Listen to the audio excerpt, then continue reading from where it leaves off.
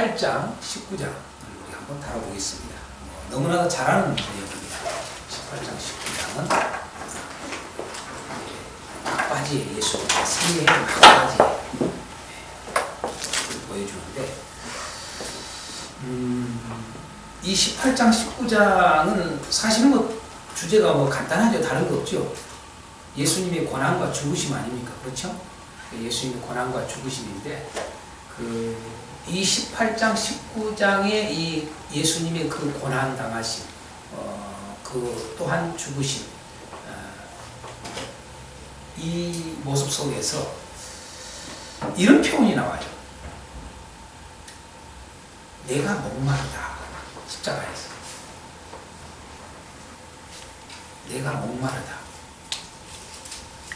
그런데 이 말씀은 다른 모든 사복음서에서 요한복음으로 나옵니다. 마태복음도, 마가복음도, 누가복음도 전혀 이 내용이 없습니다. 요한복음에만 여기로 나옵니다. 내가 목마르다. 우리는 보통 예수님이 십자가에서 달려 돌아가실 때에 하셨던 말씀을 이렇게 사복음서 전체를 종합을 해가지고 뭐라고 거기 표현합니까? 예? 예? 십자가상의 실언이라고 보통 이야기를 하잖아요. 네. 그러니까 그런 부분도 우리가 있지만은 그러다 보니까 그 이상을 생각을 안 해요. 우리가. 다 내 복음서마다 이런 특징들이 다 다르게 있는 것은 여기가 있는 것이 여기는 없고 여기가 있는 것이 여기는 있고 이러한 것들은 다 이유가 있는 겁니다. 그 복음서마다 어떤 성령께서 하시고자 하는 강조점이 있는 거예요. 그게 성경을 보는 관점입니다. 예. 성경을 볼 때에 그 저자가 어떠한 사건을 보는 관점이라기보다는 성령께서 우리에게 말씀하시고자 하는 메시지라는 거예요. 그것을 꼭 우리는 놓치지 않아야 됩니다. 그래서 오늘 보통 우리가 흔히 말하는 칠언 중에 내가 목마르다라고 하는 말씀도 있는 겁니다. 그런데 오늘 그러면 과연 왜 예수님이 내가 목마르다라고 하셨을까? 라고 하는 거죠. 왜 이 표현이 요한복음에만 기록되어 있을까라고 하는 거예요. 다른 복음서에서도 기록될 수가 있을 텐데 왜 다른 복음서는 기록되지 않은데 왜 유일하게 요한복음만 이걸 기록하고 있을까라고 하는 거예요. 그렇죠. 그게 지금 핵심이에요. 요한복음이 아주 큰 주제인 이 육체의 몸으로 오신 예수를 믿게 하기 위해서 그런 거예요. 거기에 포인트가 있는 거예요. 좀 더 이야기하면은 다시 말해서 뭐예요? 예수님의 죽으심은 어떤 죽음이다? 육체의 몸으로 죽으셨다는 걸 확실하게 강조하고자 하는 거예요. 왜냐하면은 그 시대적 상황에 어떤 일이 있었느냐면 지금도 그런 것들이 이 시대 속에서도 그런 것들이 자꾸 예수님을 오해하는 경우들이 많거든요. 똑같이 예수를 이야기하고 예수를 믿는다고 그러지만 예수님에 대해서 오해를 하는 경우들이 참 많아요. 마태복음에는 여러분 우리가 알다시피 여러분 어떻게 세례 요한이 예수님에 대해서 오해를 할까? 그죠? 그래서 예수님이 하시는 말씀이 이런 말씀을 하잖아요. 나로 인하여 실족지 아니하는 자가 복이 있도다 그랬어요. 다시 말해서 예수님을 오해함으로 실족함이 올 수 있는 거예요. 그런데 이 예수님께서 왜 내가 목마르다 오늘 요한복음은 그렇게 말씀하느냐? 바로 여기에 있는 거예요. 육체의 몸으로 죽으셨다라고 하는 그걸 강조하기 위해서 요한복음은 기록하고 있는 거예요. 뿐만 아니라 여러분 더 좀 생각을 해봐요. 왜 여러분 요한복음에 내가 목마르다는 말씀이 나올까요? 그렇지요. 이제 그것을 좀 더 이야기하면 뭐예요? 여러분, 예수님의 목마름이 우리의 목마름을 해결하심이라는 거예요. 내가 목마르다라고 예수님이 하시는 것은 곧 우리로 하여금 생수를 주시기 위함이죠. 당신은 목마르시고 우리는 목마르지 않게 하기 위해서. 오늘 이것이 저는 바울 사도가 쓴 서신서들을 보면은 어쩌면 그렇게 바울 사도는 예수님을 닮기를 원했을까?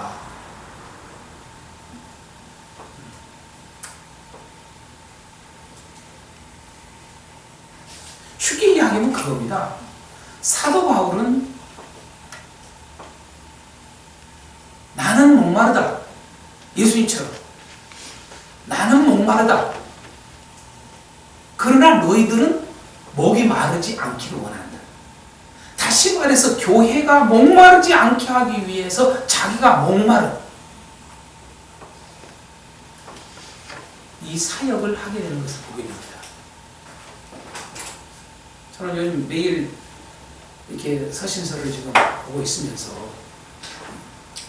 고린도에서 고린도후서를 지나서 지금 갈라디아서를 오늘 새벽에는 보았는데 계속 보면서 제 마음에 밀려옴이 있어요. 그게 뭐냐?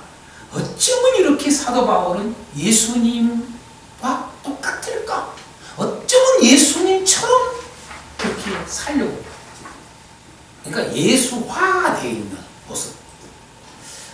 표현하기를 고린도서는 그런 표현을 썼죠. 바울 사도는 자신이 완전히 예수 그리스도화 되기를 원했어요. 모든 고난을 짊어짐도 자기에게 똑같이 있기를 원했고 자기 몸에 또한 그러므로 해서 예수님이 그 고난과 죽음에서 다시 살아나시는 부활의 그 영광도 자기에게 그대로 자기 몸이 그걸 체득되죠. 그래서 예수화입니다. 예수화.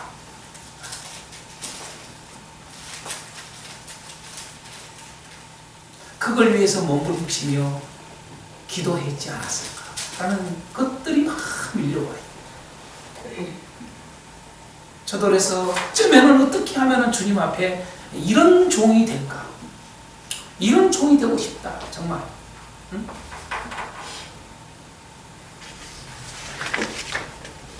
정말 그런 삶을 살다가 가야 되겠다.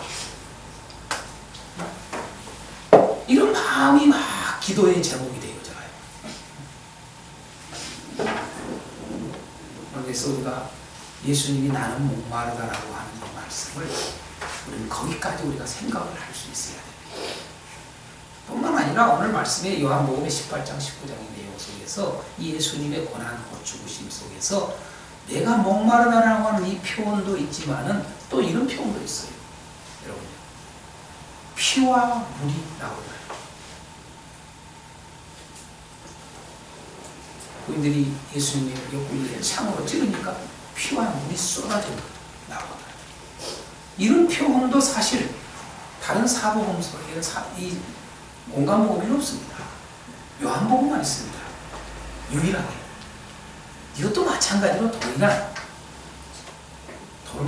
거죠. 뭐에 육체의 몸으로 오심을 강조하고 있어요. 철저히. 그래서 이것은 또다시 이것은 뭐예요?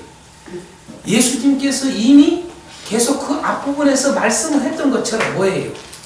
내 피를 마셔라, 내 물을 마셔라, 이런 말씀을 했던 게 이제는 그게 사실이었구나, 실제였구나라고 하는 사실을 알 수가 있습니다. 이 말은 피와 물이 나왔다는 말은 바로 피를 주신 것이고 물을 주신 것이다 그 말입니다. 우리는 거기까지 이걸 볼 줄 알아야 돼요.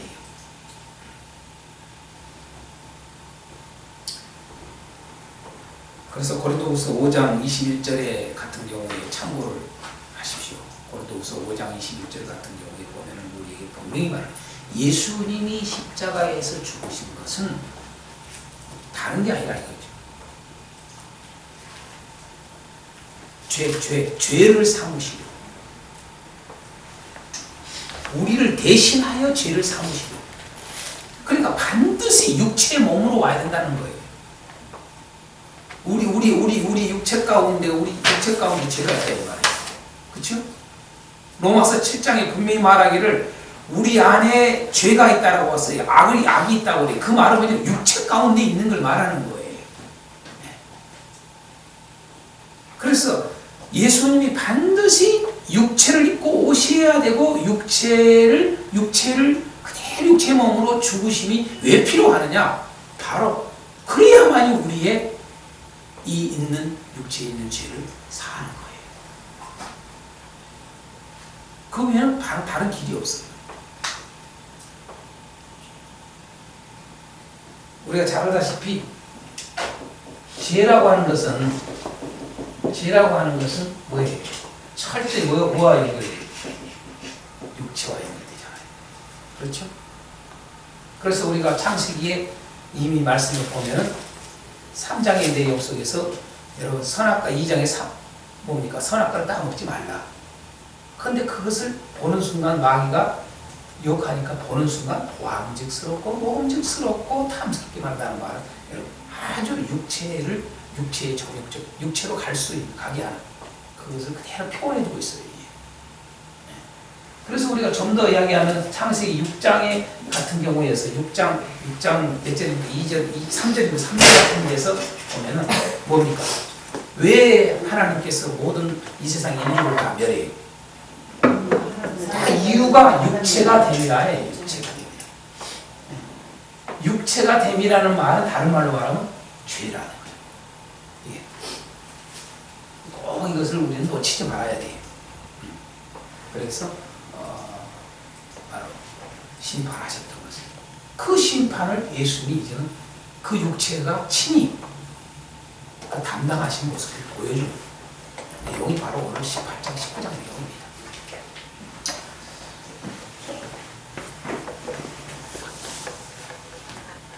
그래서 18장을 좀 더 구체적으로 들어가 보면은, 자, 18장의 중심 단어가 뭘까요?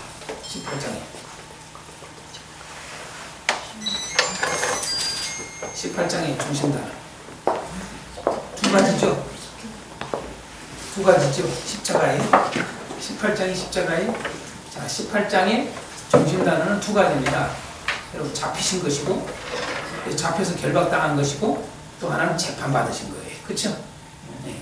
그 두 가지 내용으로 되어 있습니다. 그래서 18장에 제목을 달다면 예수님의 잡히심과 재판받으심, 이렇게 쓸 수가 있죠.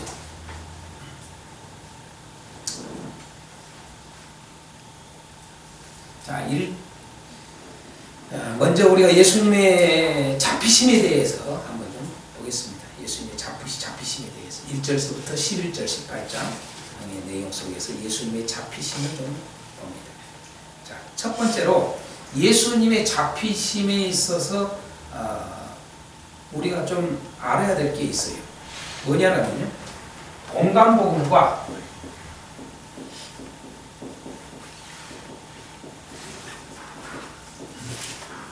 예수님의 잡히심이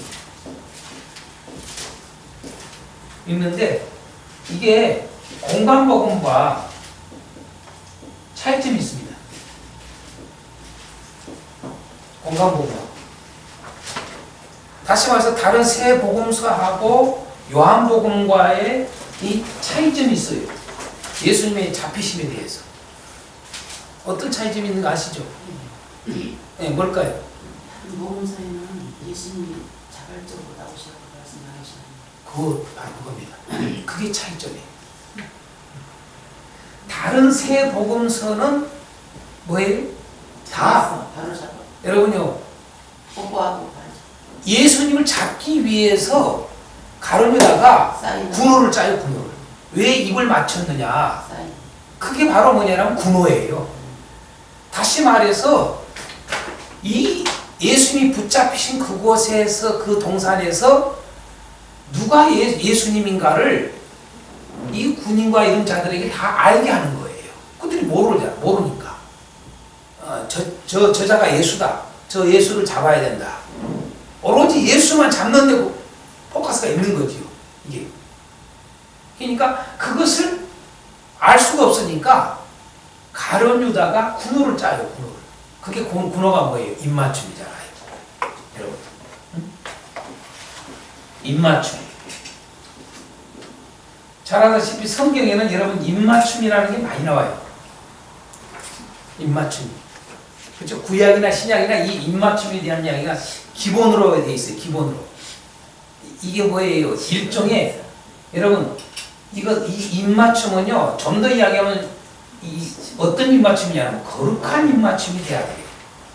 거룩한 입맞춤. 다시 말해서 이게 정말 하나님 백성 그리스도 안에서의 진정한 어떤 하나됨에 대한 좋은 표시 중에 하나가 입맞춤이었죠. 이게. 그죠? 우리가 이게 일종의 가족적이잖아요. 가족. 네. 저 어떻게 목사님하고 저하고 입맞춤 본 적 없잖아요. 그러나 뭐예요? 가족하고 입맞추죠. 그죠? 네. 자기 부부, 자기 남편하고도 입맞추고, 그죠? 자기 자식에도 입맞추고 그러잖아요. 이게 가족이니까. 가족 개념입니다. 네. 그러니까 가룟 유다는 알다시피 사실은 가족이 아닌데 가족인 것처럼 위장했던 거죠. 그죠? 그동안에 많이 위장하고 오래 살았죠. 주님은 뻔히 아셨는데도 그냥 또 그걸 받아주셨고. 그죠? 어쨌든 이걸 통해서 알렸던 거예요. 예수님이 누구인가. 그게 요한복음입니다. 그런데 요한복음만 유일하게 달라요. 반대. 여러분 이런 것들에 대해서 우리가 논쟁을 할 문제가 아니라 이런 것들에 대해서 오해를 할 게 아니라 성경을 볼 때에 다시 말해서 요한복음은 무엇을 강조하기 위해서 이걸 이렇게 하고 있는가를 알아차려야 됩니다. 그게 설교의 우리의 중요한 핵심들이에요. 이런 것들은 생각을 안 하고 그냥 좀 어린아이 수준에서 성경을 보는 일들이 참 많아요. 우리가요. 그냥 어떤 말씀 보면 이게 은혜된다. 그거 필요 없다는 말이 아니에요. 말씀을 쭉 읽다 보면 정말 절절히 은혜가 되잖아요. 근데 그 수준에서만 놀라고 그러면 안 되잖아요. 이게. 그걸 예술신앙이라고 해요. 예술신앙. 언제까지 그렇게 살래? 그 말이에요. 근데 오늘은 좀 제가 기분이 참 좋네요. 목사님 연구를 하고 오셨구만요. 차이점이 이렇게 있습니다. 그러면은 왜 다시 말해서 여기서는 공간복음에서는 구호를 짜서 했는데 요한복음에서는 어떻게 돼요? 요한복음에서는 예수님이 자신이 직접 알리세요. 그렇죠? 이게 예수님이 자신을 직접 알려요. 직접. 나다. 그죠? 그것도 한 번만 아니라 두 번. 나다, 나. 내가 너희들이 붙잡고자 하는 예수다. 나사렛 예수. 너희들이 찾는 나사렛 예수가 나다, 나. 나를 잡아라. 아주. 이런 식으로 해서. 다시 말해서 요한복음은 예수님이 자신이 스스로 붙잡혀 주는 거예요. 이게. 좀 더 보면은 이런 표현이 있습니다. 오늘 말씀에 보면은. 여러분 18장 1절, 2절에 보면 이런 나오네. 이런 말씀. 예수께서 이 말씀을 하시고 제자들과 함께 기드론 시내 건너편으로 나가시니 그곳에 동산이 있는데 제자들과 함께 들어가시니라. 그러면서 2절에 뭐라고 그래요? 그곳은 가끔 예수께서 제자들과 모이시는 곳이므로 예수를 파는 유다도 그것을 알더라. 여러분 이게 의도가 다 있는 거지요. 다시 말해서 유다가 지금 현재 이미 작정을 했잖아요. 그 앞장들 내용을 보면은요.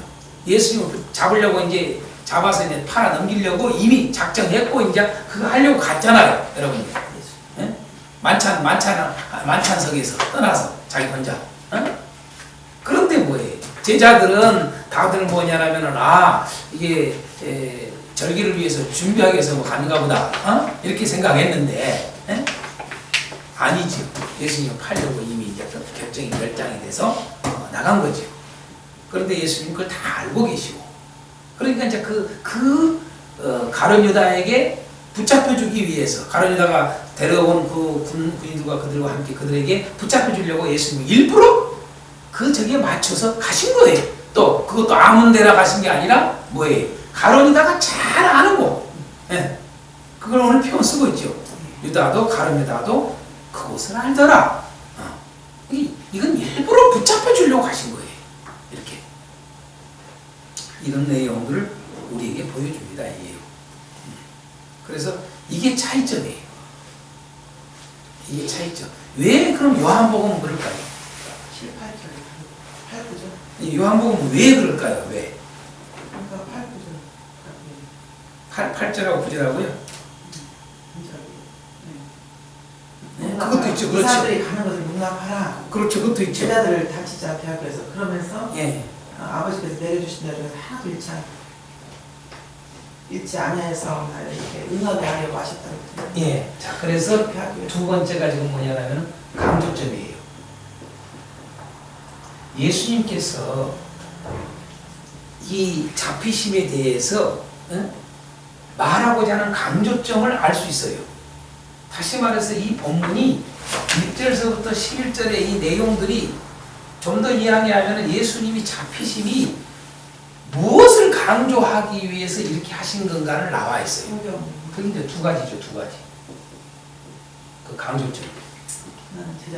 그 강조점이 하나는 뭐예요? 방금 말씀한 대로 8절, 9절에서 보여준 뭡니까? 잃지 않을 제자들을 보호하려. 그죠? 그걸 표현하기 이렇게 하셔야 돼요. 그대로 써야 돼요. 그대로. 주신 자에 대한 잃지 않을 책임이죠. 그렇죠? 끝까지 책임지는 거예요. 주신 자에 대한 책임입니다. 아버지께서 자기에게 주신 자에 대해서 곧 여기서 주신 자라는 말은 무슨 말이냐? 12제자를 말해요. 좀 더 이야기하면 더 어려워. 11제자지요. 그죠? 그러니까 아버지께서 주신 이 제자들에 대해서 끝까지 책임을 지는 거예요. 저들이 당신이 십자가에 죽기까지는 어느 누구도 다치지 않도록. 그러니까 이미 우리가 요한복음 지금 우리 해왔지만은 뭐예요? 그 예수님께서 자기 사람들을 향한 사랑이 아주 있어요. 정말. 오늘 이런 내용들이 뭐냐면 아까 뭐 목마르다도 이야기했지만은 오늘 우리 목회자들이 정말 교회를 향해서 곧 양떼들을 향해서 정말 성도들을 향해서 이런 마음이 있어야 돼요.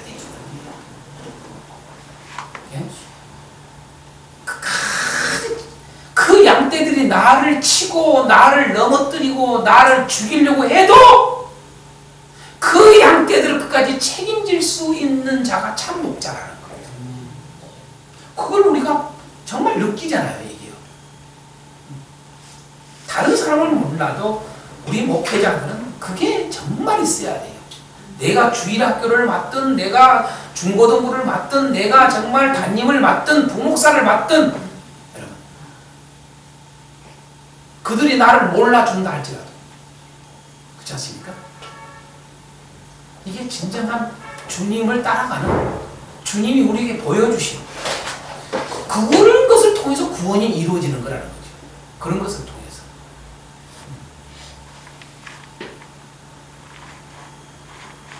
우리는 구원이 단순히 예수님 십자가만 생각을 해요. 예수님께서 다 이루신다는 생각. 거기에 우리가 함께 모든 동참하는 일들을 통해서 그 일들이 일어나고 있다는 생각을 놓쳐요. 흔히 말해서 베드로서 같은 경우는 여러분 가정에서 여러분 부부간에 아내가 남편에게 하는 역할에 대해서 그 남편이 아직 믿지를 않고 얼마나 정말 그 남편이 개박스럽고 저기 한지 몰라. 그럼에도 불구하고 그 아내가 그 남편을 그렇게 착하게 끝까지 선행으로 섬김으로 해서 뭐예요? 구원의 일이 이룰 수 있다는 거에 대한 언급이 있음을 우리가 강요하면 안 된다는 거죠. 이게 이런 겁니다. 믿는 자의 책임. 믿는 자. 오늘 믿는 자들이 이 세상에 대한 어떤 책임, 그죠? 그리스도인이 갖고 있는 어떤 책임, 성도들이 갖고 있는 어떤 책임, 또한 여러분 목회자가 갖고 있는 어떤 책임,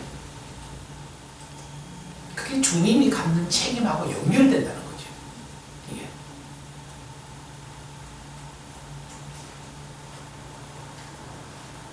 그래서 주신 자에 대한 철저한 책임의식을 가지고 있음을 보게 돼요. 예수님께서. 그래서 사실은 뭐예요? 다른 세복음사와 달리 자신이 직접 자기를 먼저 드러내는 나다. 나 잡아라 그 말이에요. 나 잡아라. 나다 나. 너희들이 잡으려고 하는 자가 나다 나. 그러니까 나 잡아라. 그러니까 먼저 자기가 나서서 어떻게 돼요? 나 잡아라. 그러니까 나와 함께한 이들은 절대 너희들 건들지 말아라. 내가 잡혀줄게. 그 말이에요. 쉽게 하겠어. 내가 너희들이 원하는 대로 내가 붙잡혀 줄게. 나다 나. 어? 여러분, 우리가 이미 요한복음에 뭐예요?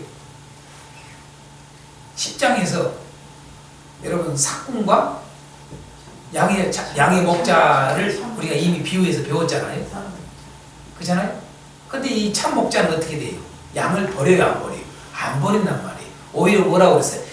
내 양을 위해서 목숨을 버리노라. 삭군은 뭐예요? 도망가버려.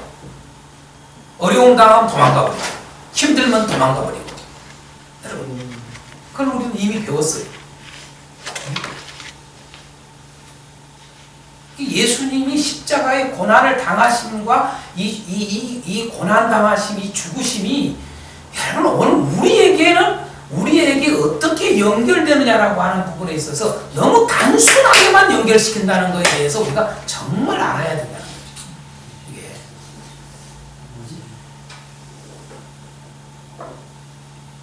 오늘 그런 의미에서 예수님이 자신을 드러낸 거예요. 확실하게 나 잡아라.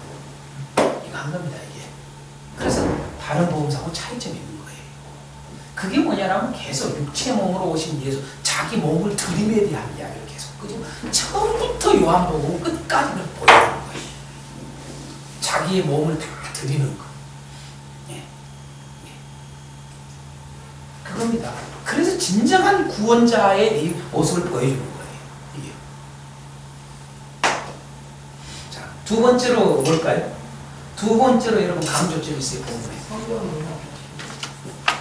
오늘 본문에서. 예? 예? 뭐라고 그랬어요? 그렇죠. 할렐루야. 잘 보이시네. 11절이라고 그죠? 그죠? 11절. 자, 여기에서는 뭐예요? 주신 잔이에요. 주신 잔. 주신 잔에 대한 책임이에요. 그러니까 주신 자에 대한 책임이고 주신 잔에 대한 책임이에요. 주신 잔이 뭐예요? 그렇죠. 십자가의 죽음이죠. 그러니까 다시 말해서 주신 잔이라는 말은 아버지께서 주신 십자가. 그죠? 주신 자라는 말은 아버지께서 나에게 맡겨준 사람들. 아멘. 그 교회라고 하는 것은 여러분 그러면 교회라고 하는 것은 아버지께서 나에게 맡겨준 거잖아요. 그죠? 다시 말해서 주께서 우리에게 맡겨준 거 아닙니까? 또 그 맡겨준 사역 속에서 우리의 많은 이해할 수 없는 너무나 고통스러운 그런 십자가가 있는 것은 뭐예요? 그게 아버지께서 나에게 맡겨준 잔이에요. 주신 잔이라고요. 그래서 오늘 저는 이 두 가지를 정말 우리 목회자들이 이 강조점을 놓치지 말아야 되겠다는 생각을 정말 저는 같이 나누고 싶어요. 주신 자에 대한 책임, 주신 잔에 대한 책임. 아멘. 오늘 우리 성도들이 또한 마찬가지예요. 성도들.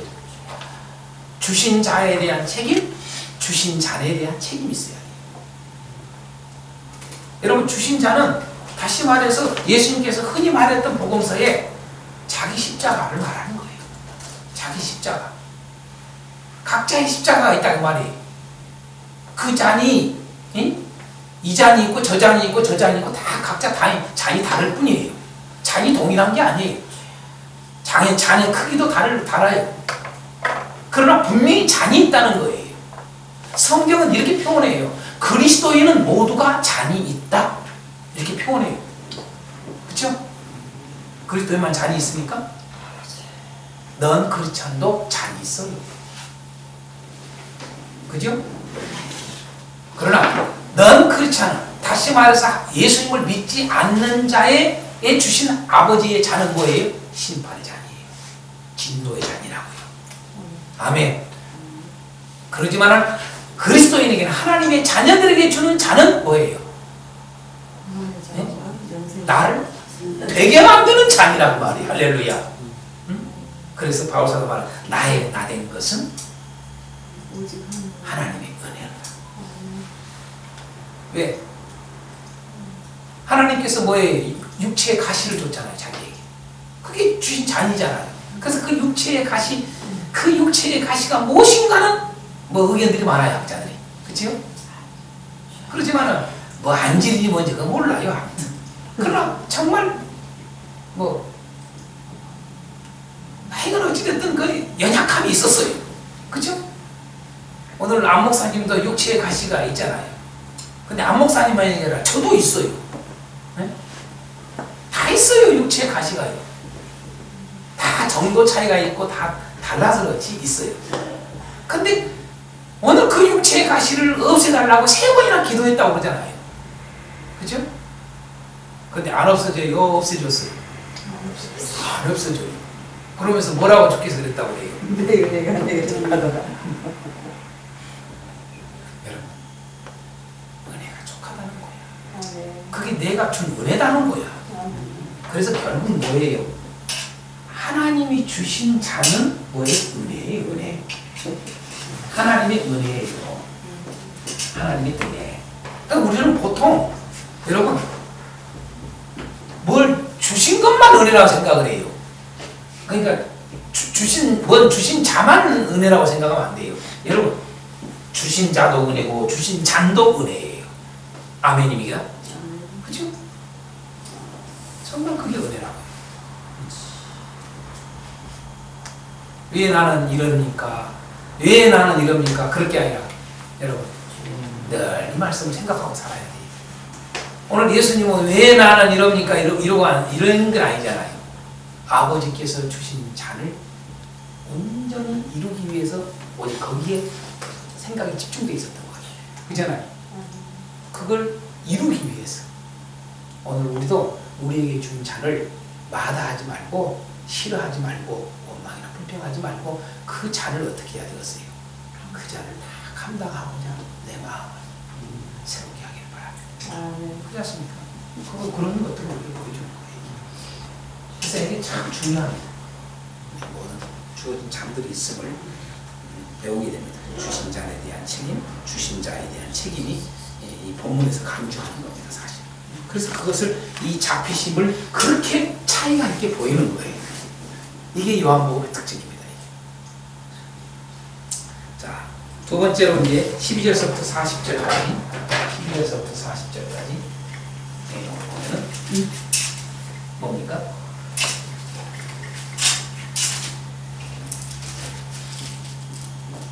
예수님의 뭐예요? 재판받으심이죠? 재판받으심. 이게 12절서부터 42절입니까? 40절. 40절이죠? 40절. 재판받으심에 대해서. 이걸 좀 나누겠습니다.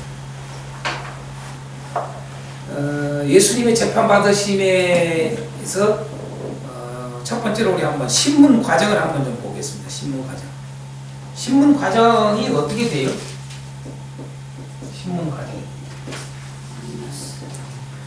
신문 과정이 어떻게 돼요? 자, 처음에 안나스, 그 다음에 안나스도 사실 대제사장입니다. 그렇죠? 안나스 대제사장에게 먼저 가요. 이게 이제 가야바 제사장의 장인 아닙니까? 그렇죠? 예. 근데 이 안나스가 실세 가장 그 당시에 존경받는 그 시대에 가장 존경받는 사람이었어요. 안나스가요. 또한 안나스는 그런 말을 자꾸 했잖아요. 자기도 알지 못하는 말을 자꾸 했어요. 근데 그 예언대로 돼요. 그렇죠? 뭐예요?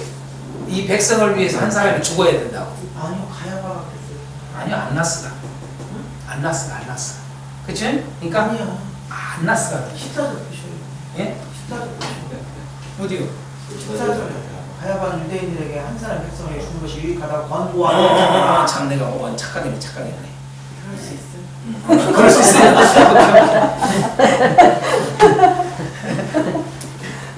그래놓고 이제 죽이는데 앞장서잖아요. 사실 가야바가. 그렇죠? 가야바가 앞장서죠. 가야바가 정말 앞장서요. 결국은 그 말한 대로 자기가 그걸 이뤄요. 그죠? 사실은 보면 어떻게 돼요? 이 가야바에 의해서 죽었다 해도 과언이 아니에요. 안나스보다는 가야바에 의해서 죽은 거예요. 그렇죠? 자기가 말한 대로 이게 죽여요. 우리가 알다시피 빌라도가 죽인 게 아니에요. 그죠? 그러나 빌라도가 죽이는데 허락을 해. 내주잖아요. 자기가 재판권이 없잖아요. 사람을 죽일 재판권이 없어, 유대인들은. 그러니까 여러분, 이방인의 선에 의해서 한단 말이에요. 그죠? 그러지만은, 우리가 말씀을 보면은, 빌라도도 내주잖아요. 누구한테? 야들한테 내주잖아요. 예. 결국 같은 공범이 되지만은, 결국은 사실 보면 이 가야바가 말한 대로 그렇게 된 것을 알 수가 있어요. 가야바가요. 그쵸? 자기가 말한 대로. 끊임없이 그 말을 해왔어요. 재임하는 기간에. 백성을 위해서 한 사람이 죽어야 될 것이라고. 그래서 그것을 이루어지는. 그 다음에 이제 안나스에 갔다가 가야바에 갔다가 그 다음에 어디로 가는 거죠? 빌라도에 가는 거죠. 이렇게 신문을 당하는 과정이 이렇게 되어 있습니다. 네. 이제 여기서는 헤롯은 안 나왔으니까. 네. 본문의 근거에서 보자 이거예요, 그냥. 그 정도만. 이제 이런 과정들이 이렇게 있었던 것들은, 다시 말해서 이들과 합세해서 이렇게 된 것을 여기서 이걸 많이 강조한 거죠, 이걸요. 강조하자는 거죠. 좀 더 저기 하면 이제 이 안나스라는 이름의 뜻, 가야라는 이름의 뜻, 빌라도라는 이름의 뜻을 또 조금 더 들어가면 또 더 의미가 더 있겠죠. 네. 안나스라는 말은 여호와는 은혜롭다라는 말이에요. 네. 그 다음에 가야라는 말은 억압이라는 말이에요. 억압. 이게요. 또 빌라도는 뭐예요? 창을 든 자. 그렇죠?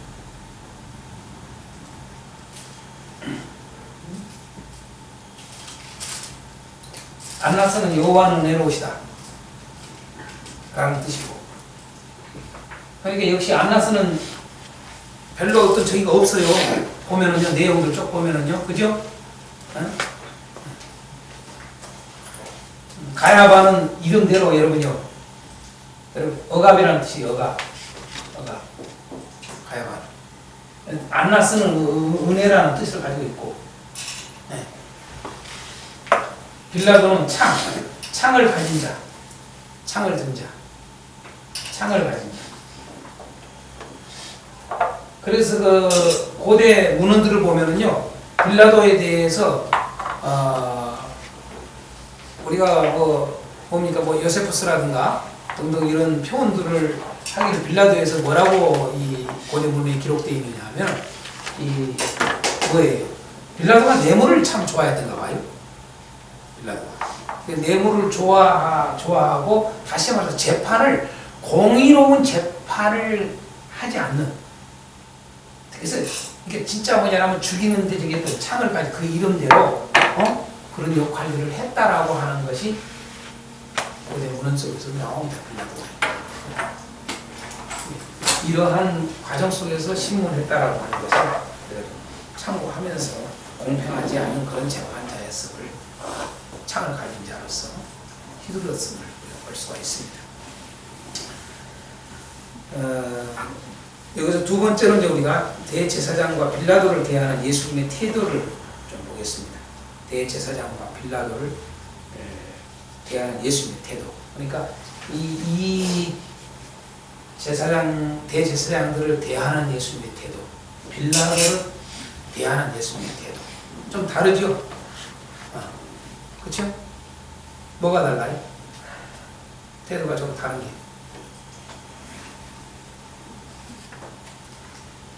대제사장들은 뭐예요? 알면서도 질문해. 그죠? 알면서도 질문한다고요. 그러니까 알면서 질문하니까 뭐라고 그래요? 어째 대답 안 해줘요. 그쵸? 알면서 묻는다고요. 알면서. 빌라도는요. 반대로 빌라도는 여러분 정확하게 말을 해줘요. 그쵸? 자신이 누구인가. 그죠? 질문한 거에 대해서 분명히 말을 해줘요. 그쵸? 그러니까 이런 대상에 따라서 예수님이 대하는 모습들을 우리가 볼 수 있다는 거죠. 대상에 따라서. 그리고 우리도 목회를 할 때에 항상 성도를 대할 때에도 항상 그런 부분들이 있어야 돼요. 정말 어떤 질문에 대해서 그것을 자세히 말해줘야 될 사람이 있고 말을 안 해야 할 사람이 있고 다 있습니다. 그래서 예수님은 정말 정작 알려줘야 될 것은 알려주고 알려줄 필요가 없는 자들은 알려주지 않은 거예요.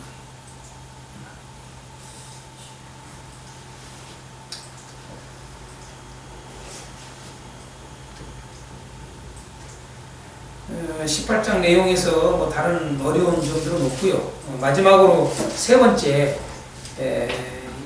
그 예수님께서 이렇게 이제 죽음의 그 위기가 지금 왔잖아요. 닥쳐왔잖아요. 잡히셔서 이제 지금 현재 재판을 이렇게 받고 있는 과정 속에서 이제 곧 죽으실 지금 상황이 오고 있는데, 이런 죽음의 위기 속에서의 예수님의 행동과 여러분 예수님의 행동을 우리가 볼 수가 있고, 또 누구냐라면 놀라운 것은 이 요한복음 18장에 상당 부분을 누구 이야기를 많이 넣어놨어요? 베드로에 대한 이야기를 많이 넣어놨어요, 여러분. 이게 거의 절반씩 내놓은 겁니다. 요한복음 18장에서 특히 이걸 보여줘요. 그래서 예수님의 이러한 상황에서 예수님의 행동과 베드로가 어떻게 행동했는가라고 하는 것을 거의 반반씩 해놨습니다. 그래서 예수님의 그 행동만 자세히 해놓은 게 아니라 베드로의 행동도 상당 부분을 많이 기록되어 있다는 거. 이것은 예수님의 행동과 베드로의 행동을 우리가 한번 대조해 볼 필요가 있어요. 정말. 이제 왜 이걸 제가 다루냐? 무지하게 중요해요. 자, 예수님의 행동,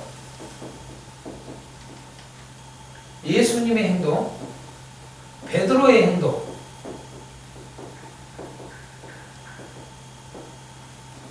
자, 구절들이 있어요, 구절들. 그 예수님의 행동에 대한 구절들. 몇 절일까요?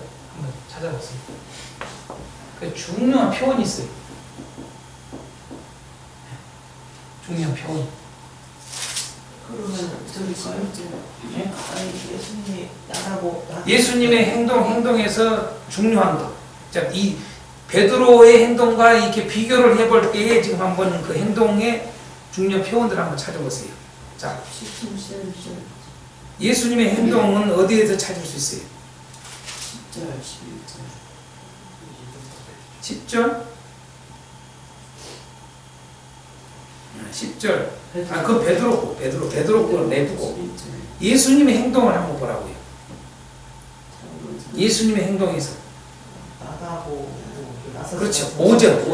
그렇죠? 5절에 5절에 5절에 또한 뭐 몇 절이에요? 8절. 8절. 그렇죠? 5절, 8절. 또 그 다음에 11절 11절 뭐가 나와요? 주신자 하늘 꽂으라. 베드로를 많이 마셔. 하늘 갈지를 꽂으라. 11절. 네, 또요. 베드로 예수님의 행동.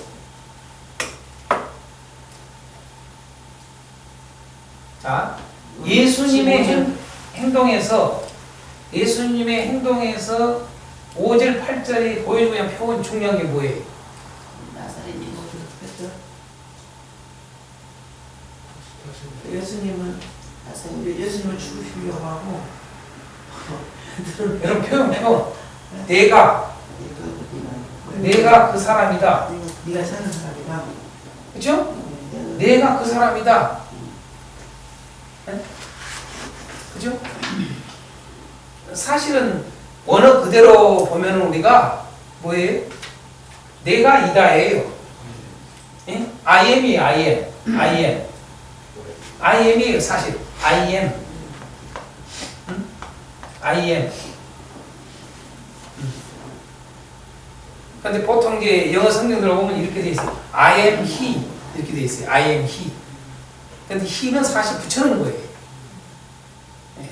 그래서 I am이 I am. 예. 나는 이다 그 말이에요. 나다보다도 나는 이다. 다시 말해서 나는 스스로 있는 거에 대해 이게 여러분 저 출애굽기에서 여호와 하나님은 스스로 계신 자라고 하는 말이 이게 그대로 온 거예요, 이게. 그래서 에고 에임이잖아요. 그죠? 예. 그죠? 예. 에고 에임이. 에고 에임이. 에임이. 그죠? 그죠? 에고 에임이란 말이에요. 에고 에임. 나는 이다예요. 그래서 에고 에임이는 요한복음에 엄청나게 많이 쓰이는 거예요, 사실. 나는 선한 목자다, 나는 길이다, 다 이거 에고 에임이에요. 그렇죠? 이게 엄청나게 많이 쓰여진 표현입니다, 에고 에임. 그래서 특히 여기서 내가 다시 말해서 나는 내가 그 사람이다. 다시 말해 나는 이다예요. 이게 지금 예수님의 행동의 핵심이에요. 나는 이다. 나다 그 말이야. 네? 내가 그 사람이다. 그런데 베드로는 어떻게 행동해요? 네? 내가 아니다. 나는 아니다. 그렇죠? 네? 그래요, 안 그래요? 나는 아니다. 이걸 보시라고 내가 이거 해놓은 거예요, 이거. 다른 것 때문에 해놓은 게 아니고. 눈치를 못 채십니다. 이걸 성경은 보여주고자 한 거예요, 이게. 예수님의 행동은 정말로 분명하고 자신있게 나다. 딱 하잖아요. 그런데 뭐예요?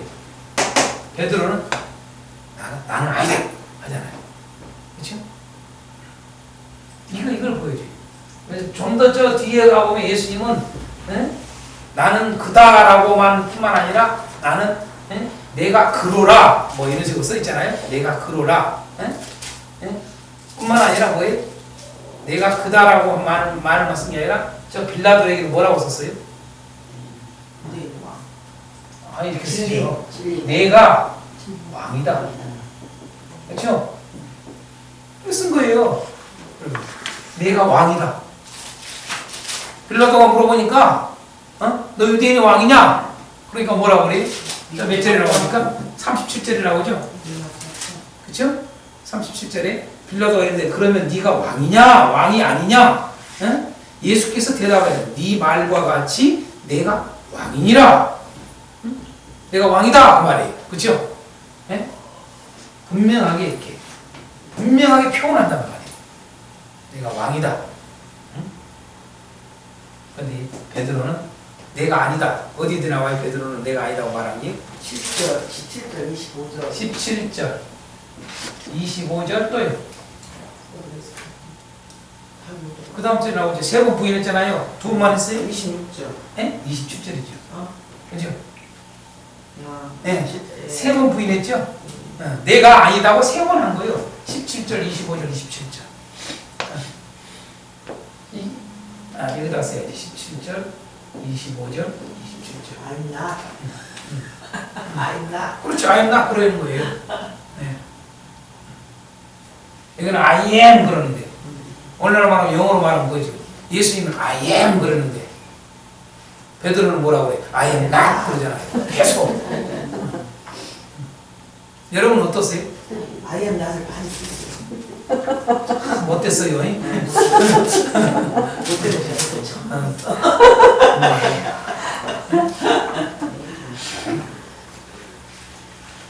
빠져나가려고 그냥 빠져나가려고.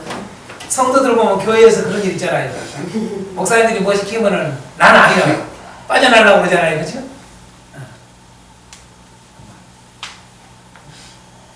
예, 그래야 돼요. 그러니까 예수님에게는 고린도에서는 여러분 고린도에서 예수님께서 고린도서에서 그런 말을 쓰잖아요. 바울 사도가 고린도서에서 예수님은 항상 예였대. 아니다가 없어. 아니다가 없어. 응? 응? 아니다가 없어. 예했대. 오늘 여러분은 어떠냐 이 말이에요. 오늘 우리가 예해야지. 예. 항상 예. 나다. 오늘 그리스도인들이 자신 있게 나다 얘기해야 돼. 그잖아요? 눈치 봐가지고 아니요. 그러면 안 된다 이거죠.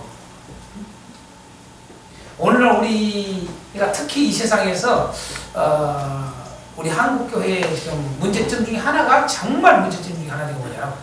자신 있게 자기가 크리스찬이라는 것을 안 드러내는 거다. 자기가 자신 있게 크리스찬인 걸 드러내야만이 차라리 뭐예요? 그것이 오히려 세상으로 하여금 변화를 줄 수 있고, 응? 그러는데, 우리 뒤에, 오늘, 뭡니까? 19장 뒤에 보면은, 어떻게 돼? 뒤에 니고데모도 오고 그러잖아요? 그죠? 아리마대 요셉도 오고, 근데 뭐라고 그랬어요? 옛날 성경에는 그렇게 했어요. 지금 성경에는 뭐라고 되어 있어요? 옛날 성경에는 은휘라고 했어요. 은휘. 네? 은휘. 옛날 성경에는 은휘하다가 그랬어요. 그렇죠? 다시 말해서 숨어 있는 거예요. 숨어 있는 거죠.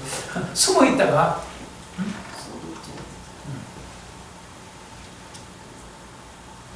보면 지금 베드로가 그런 모습. 그래서 여기서 보여주는 우리가 교훈들을 보면 사실 이 세 번 부인한 게 13장 몇 절이에요? 38절을 우리가 참조해 보면 알 수 있어요.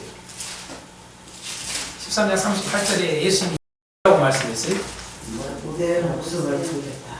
네? 네가 나를 위하여 네 목숨을 버리겠느냐? 13장 38절에 뭐라고 되어 있습니까? 내가 진실로 내게 이르노니 다윗이여 네가 새로운 나를 부인하리라. 네가 나를 위하여 내 목숨을 버리겠느냐? 네가 진실로 지시는 내게 이르노니 다 물기 전에 네가 3번 나를 부인하느냐?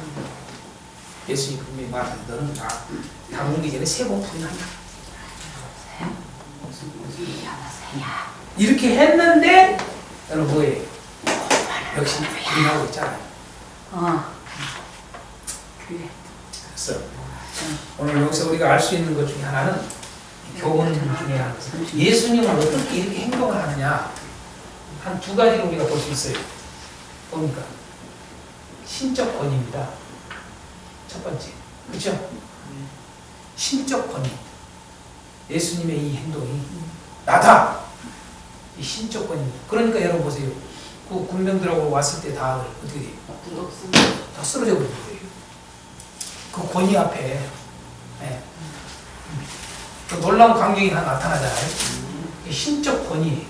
오늘 우리가 이런 게 필요해요. 오늘 목회할 때 여러분요, 신적 권위를 내세울 때는 분명하게 내세워야 돼요.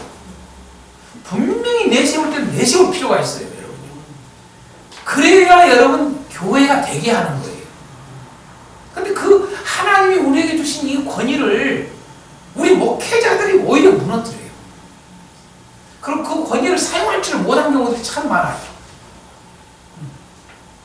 제가 이런 것들을 깨달은 게 있었어요. 제가 이렇게 집회를 부흥회나 이렇게 가보면은 원래 뭡니까? 흔히 말씀을 강조한 사람들이 보통 다른 은사들을 없잖아요. 안 하잖아요. 거의 안 해요. 하는 사람이 없어요. 이게.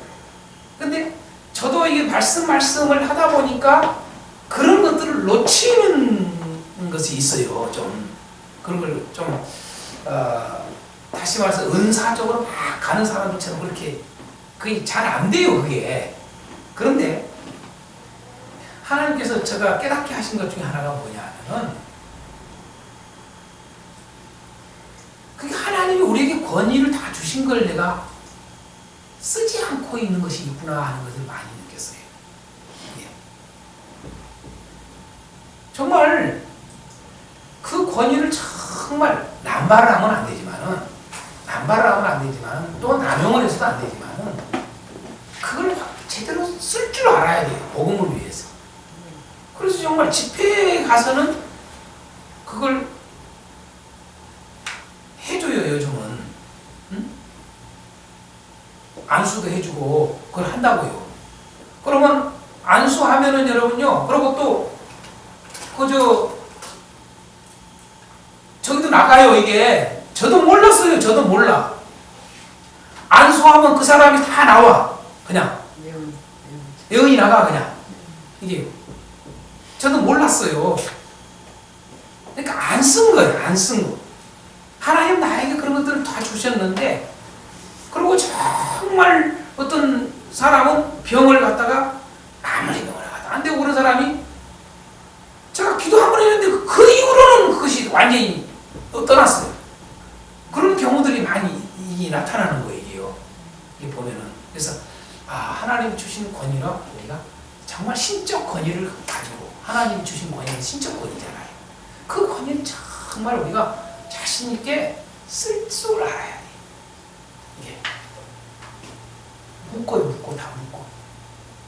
제가 대전 팀에 그 마태복음 하고 있는 팀은 대전에 있는 다음 시간에 할 부분이 그 부분 나올 겁니다만 권능에 대해서 나오는데 잘하시다시피 여러분 마태복음 보면은 그 10장에 권능을 주시잖아요. 제자들에게. 그렇죠? 다 하나님은 사역자들에게 다 권능 줘서 사역을 하게 하시고 그걸 우리가 아멘 해야 돼요. 할렐루야. 네. 그래서 교회들이 교회 안에서 자신 있게 여러분 그 자가 낫고 안 낫고는 여러분요. 그건 하나님께 있고 그 다음에 그 믿음이 있는 거예요. 그 사람에게. 그 사람의 믿음이 있는 거예요. 이게. 근데 우리는 자꾸 내가 어떤 저기를 한다고 생각을 해요. 그러니 그것은 하나님의 영광을 드러내는 게 아니죠. 자기를 드러내는 거지. 그렇지 않습니까? 네. 그래서 그런 부분들을 우리가 알 수 있습니다. 그래서 이 예수님이 이렇게 하는 모습들 속에서 우리가 볼 수 있는 것은 신적 권위를 분명하게 보여준다고 하는 거. 그런데 베드로는 뭐예요? 왜 저렇게 나와요? 반대로. 왜? 인간적 연약함이에요. 그렇죠? 인간적 연약함. 인간적 연약함을 보이는 거예요. 나타나는 거예요. 신적 권위와 인간적 연약함 보여줘요. 근데 목사님 거기에 좀 이어서 베드로가 그렇게 부인하기 전에 예수님이 겟세마네 동산에 기도하실 때 자꾸 졸고 자고 할 때 이렇게 그랬잖아요. 너희가 시험에 들지 않도록 하라고 해서 사단이 너를 밀까 뿌리듯이 하려고 한다. 근데 그런 인간적 연약함을 극복하기 위해서는 기도. 당연하지요. 이렇게 연결이 되면. 네, 당연한데 우리는 요한복음만 하고 있잖아요. 그러니까 다른 복음, 요한복음에는 그게 없어요. 그러니까 요한복음은 또요, 우리가 잘 보여 아까 얘기 나왔지만 다른 복음서는 지금 이제 예수님이 붙잡히시는 이 상황 속에 아주 강조하는 게 기도였어요. 그걸 기도를 무지하게 강조를 했어요. 근데 요한복음은 그게 없어요. 그러니까 뭘 보여주고자 하는 걸 알아야 돼요. 이건 우리 인간의 그 연약함에 대해서 우리로 하여금 이걸 강조하고 있는 거예요. 요한은요. 이 육체의 연약함. 이게 이제 알아야 돼요. 네. 그러니까 자꾸 끌어오지 마세요. 그러면 저기 뭐냐면 약화가 돼요.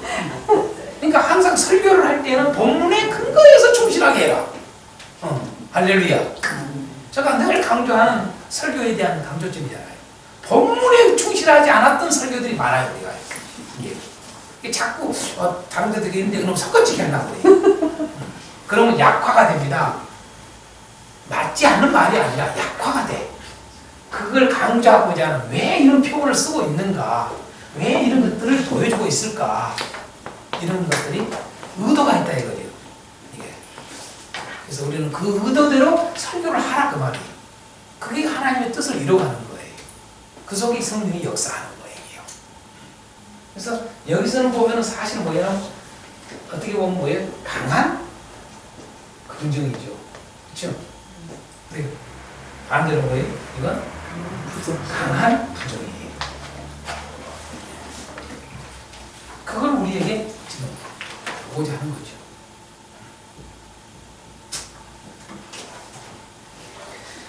그래서 오늘 예수님의 모습은 어떻게 보면 우리가 보면 정말 강한 연기를 보여주고, 반대로 베드로의 행동에서는 뭘 보여줘요?